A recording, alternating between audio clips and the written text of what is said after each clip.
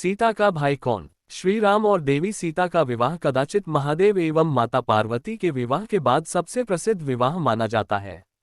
इस विवाह की एक और विशेषता ये थी कि इस विवाह में त्रिदेवों सहित लगभग सभी मुख्य देवता किसी न किसी रूप में उपस्थित थे।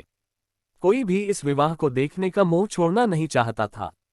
श्री राम सहित ब्रह्मर्षि वशिष्ठ एवं राजर्षि विश्वामित्र को भी इसका ज्ञान था। कहा जाता है कि उनका विवाह देखने को स्वयं ब्रह्मा, विष्णु एवं रुद्र ब्राह्मणों के वेश में आए थे। चारों भाइयों में श्री राम का विवाह सबसे पहले हुआ। विवाह का मंत्रोच्चार चल रहा था और उसी बीच कन्या के भाई द्वारा की जाने वाली विधि आई। इस विधि में कन्या का भाई कन्या के आगे आगे चलते हुए लावे का छिड़काव करता है। उत्तर भारत, विशेषकर बिहार एवं उत्तर प्रदेश में आज भी ये प्रथा देखने को मिलती है। विवाह पुरोहित ने जब इस प्रथा के लिए कन्या के भाई का आह्वान किया तो ये विचार किया जाने लगा कि इस प्रथा को कौन पूरा कर सकता है।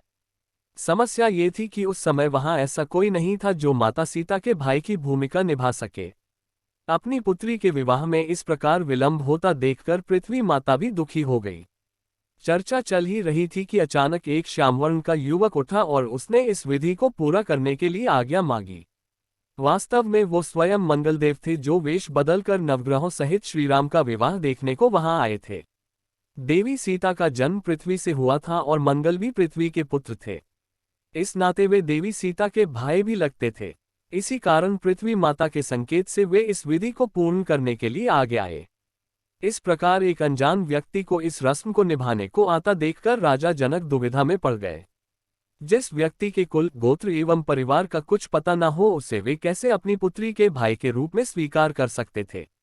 उन्होंने मंगल से उनका परिचय, कुल एवं गोत्र पूछा।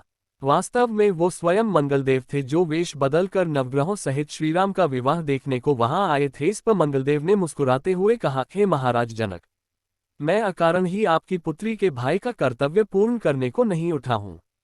आपकी आशंका निराधार नहीं है, किंतु आप निश्चिंत रहें, मैं इस कार्य के सर्वथा योग्य हूं। अगर आपको कोई शंका हो तो आप महर्षि वशिष्ठ एवं विश्वामित्र से इस विषय में पूछ सकते हैं।